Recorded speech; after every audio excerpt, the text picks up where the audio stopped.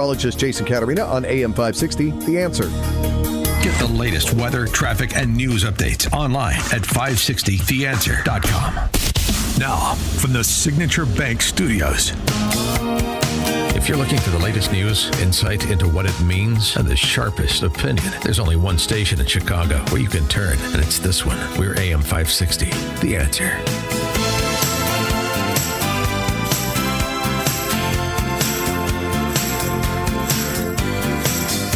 Top of the morning, Dan Proft here.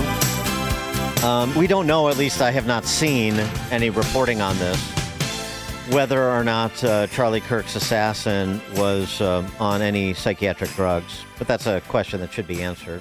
I suspect it will be. Certainly prosecutors will want to know that. And if he was, that might be something that the defense would raise as some sort of mitigating factor. So we'll find out. The issue of the therapeutic state, as it were, something, as we've talked a lot about a lot on this show, talking about what we were talking about before COVID. This was a big deal during COVID. The number of Americans on SSRIs, antidepressants, and the documentaries that were devoted to this.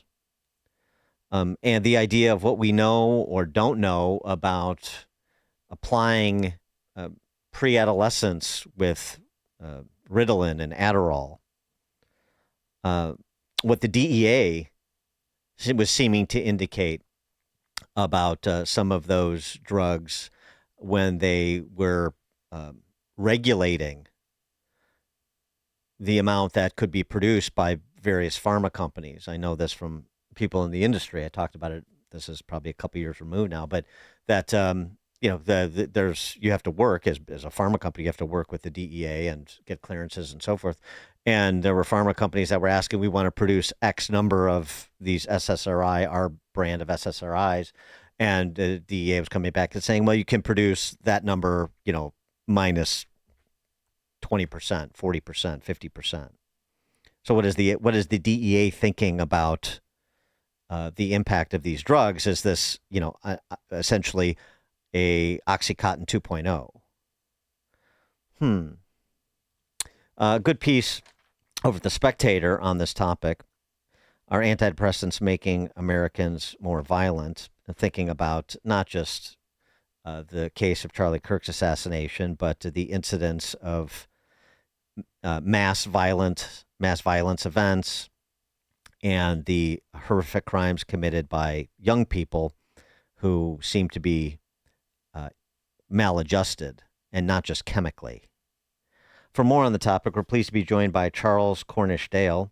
He runs the X and Substack account Raw Egg Nationalist, which is provocative. I like it. Charles Conish-Dale, thanks for joining us. Appreciate it.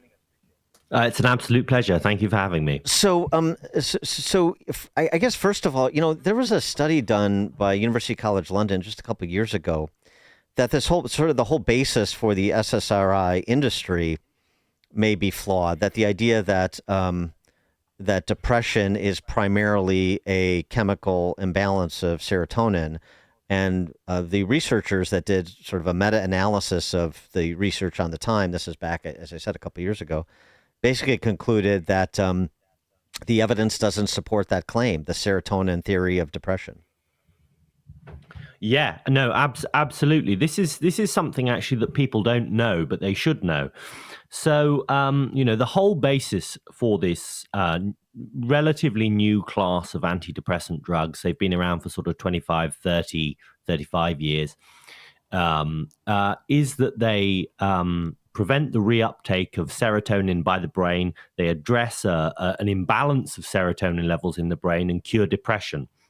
Now, when they were licensed at the time in the late 80s, I think the first one was licensed in 86 or 87 for use in the US, that actual mechanism of action hadn't been proven. It was speculative. It was based on a certain amount of evidence, but the drugs were licensed because apparently they had clinically significant effects to improve depression.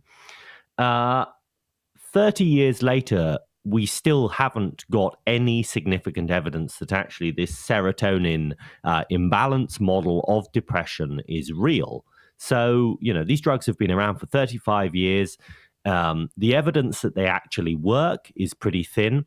There's all sorts of evidence that, interventions, simple interventions like changing diet, and especially doing things like getting exercise, getting out, getting active, can have a far more significant effect to improve the symptoms of depression than these drugs.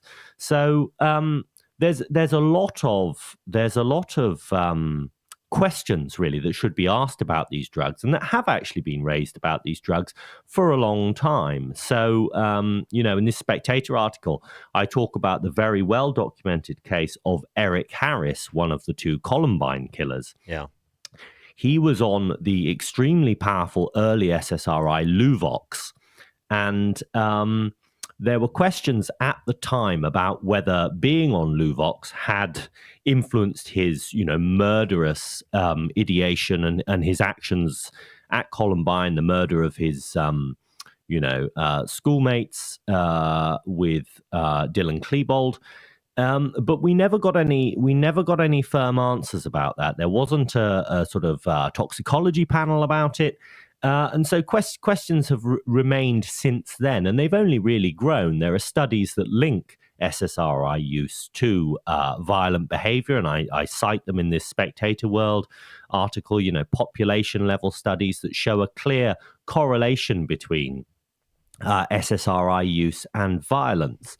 Robert F. Kennedy Jr., who is now Secretary for Health and Human Services, has talked about this at length, actually. And he's got a lot of flack for talking about it, for saying, we didn't have school shootings and these awful, mass casualty events where teenagers go crazy before we introduced these powerful new SSRIs.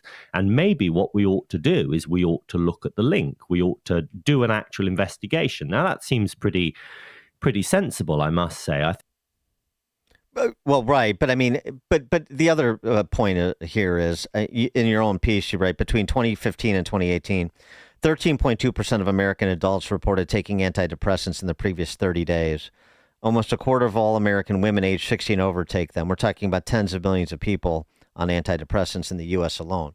Right. And a very, very, very, very, very small percentage of them commit violent acts. So it's, it doesn't scream causal link. And it seems to me that we have this sort of two competing challenges. One is to determine if in a particular instance of a violent crime, was there a psychotic break? And then secondarily, what was the proximate cause of said psychotic break, if you can discern one? I mean, and the problem is that, all of these factors, incel culture, gaming culture, gender dysphoria, psychiatric drugs. The problem is you have those at play in one or more of these instances, but you have so many people that are similarly situated that don't commit violent crimes. And so, how do you zero in on it? Yeah, it's complicated. I don't think it's easy. And I do think that in all of these cases, we're dealing with multiple factors. Mm-hmm. Absolutely. But I think nevertheless, you can get a feeling for whether these drugs are contributing factors. Sure. I don't think that just going on SSRIs is going to make you necessarily violent. In fact, it's probably just as likely to make you entirely apathetic, to make you lose your libido and your will actually to do anything substantial. I mean, I've seen this with people I know, mm-hmm. but nevertheless, I think that it is something that needs to be investigated. And so Tennessee, this is something that I also talk about in the article. Tennessee have now mandated a specific toxicology panel for mass killers. That it's mandated now to test for psychotropic drugs, including SSRIs, because then we can at least have an idea. And I do think that actually maybe on a federal level, if it's possible, it would be a good idea to mandate that, look, all mass killers should have a standardized toxicology panel carried out on their corpses, assuming they die. And you could do it to them, you could do it to if they're captured and they're living subjects as well, just to see, what drugs are these people on? Can we find some kind of correlation? And it's been interesting, even with this case in Tennessee, with this new law, that there's been a lot of pushback, and you've had some quite strange objections, actually, including, you've had Democrat state politicians saying, well, this is an invasion of privacy. It's an invasion of privacy to find out whether, a mass killer was on SSRIs or other, sort of mind-bending drugs, which I mean, to me, doesn't make any sense. And maybe perhaps we ought to look into the kind of contributions perhaps they might be receiving or not. I mean, because it certainly does happen, that politicians are heavily influenced by contributions from big pharma companies. Yeah, RFK Jr. made that point the other week, didn't he?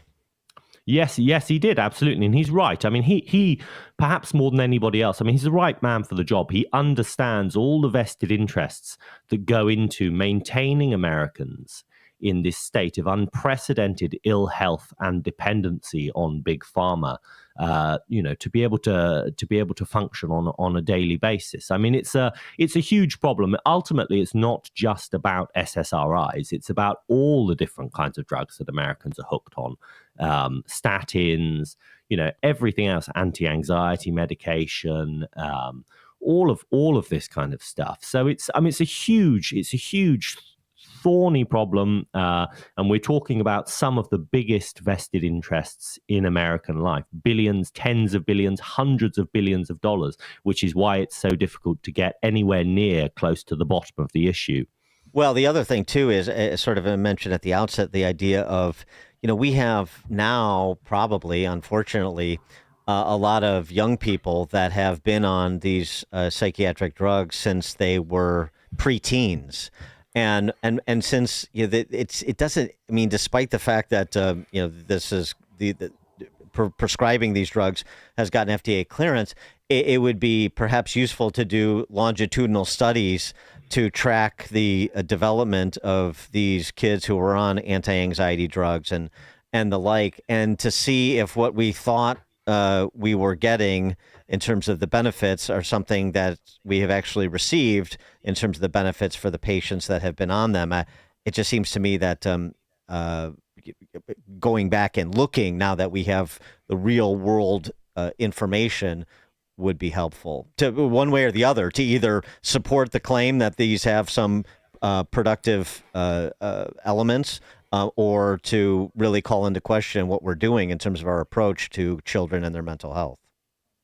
Yeah, absolutely. I mean, there's no question, and RFK Jr. talks about this and has talked about this for decades, that the kind of testing that's done before drugs are licensed for use and given to millions of people, including children and teenagers, is absolutely insufficient. We have this short-term attitude towards safety and towards regulation. And what's even worse is that we actually allow the companies that are producing these drugs to do the safety testing themselves and to present their own results. It's a clear conflict of interest. I mean, the FDA has a revolving door culture with the industry. We saw this during the pandemic. We saw that regulators who helped to approve the COVID-19 vaccines actually then went on to work for the companies. They left the FDA and they went to work for Moderna or for Johnson & Johnson. So, yeah, I mean, there's every reason that RFK Jr. should lead a revolution in the way that drugs are tested, in the monitoring of the safety of drugs. And he's talked about which is good. He's talked about changing the vaccine, the way that vaccines are monitored, the way that adverse effects are reported and recorded and taken into consideration. This is all for the good. I mean, it really is. Like I said, I think it's a systemic problem. But the problem is, again, billions of dollars, vested interests, politicians in these big pharma corporations' pockets. And so nothing ever changes. And RFK Jr. is finding it hard now to make real changes. We've already seen a certain amount of dilution, of watering down of the Maha agenda, because he's got big ag on his case. He's got big pharma on his case as well. We've seen a climb down on pesticide regulation, for example, where now we're being told actually the US isn't going to get a system of pesticide regulation that's much more like the European system. So it's an uphill battle. It's an uphill battle, and these companies resist the sort of long-term, longitudinal studies, population studies, because they know. I think they know. Actually, yeah, we license this drug or these drugs on the basis of short-term studies with absolutely no understanding whatsoever of the long-term effects would be.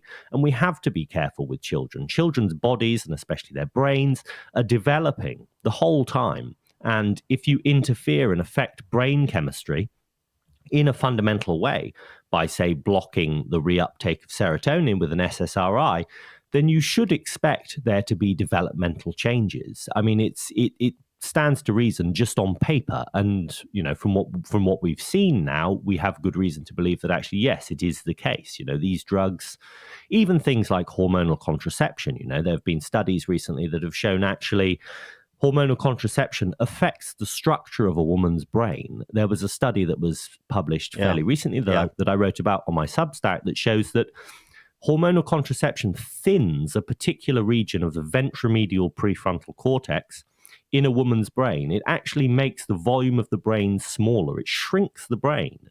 And nobody knew about this until 70 years after people started using hormonal contraception on a large scale. I mean, it's crazy. It's crazy. Charles Conish-Dale runs the X and Substack account Raw Egg Nationalist. Check out his columns, Are Depressants Making Americans Violent? That's over at The Spectator, and Calm Before the Storm, which is at his Substack, rawegnationalist.substack.com. Charles Conish-Dale, thanks so much for joining us. Appreciate it. It was a pleasure. Thank you. And he joined us on the Turnkey.pro answer line. There's only one radio show in Chicago talking about today's biggest stories and telling you what they really mean. That show is this one, Chicago's Morning Answer on AM 560, The Answer. Are you turning 65 and thinking about Medicare? Or are you over 65 and haven't enrolled yet because you still have coverage at work? Either way, Medicare done correctly will be the best health insurance you will ever have. Imagine having an annual deductible of only $257. There are only two good things about aging, wisdom and Medicare. But to navigate the Medicare maze properly, you need a mentor. Best part? My guidance costs you nothing. Call me. I can help. If you're tired of calling a bureaucrat at an 800 number to help you navigate Medicare, then you need a local expert on your side. Your own health insurance mentor. C. Stephen Tucker from healthinsurancementors.com is someone I know and trust. He's a 30-year licensed broker who's been educating our listeners for more than a decade. Steve, how can our listeners get in touch with you? Thanks, Dan. They can visit healthinsurancementors.com or call me directly at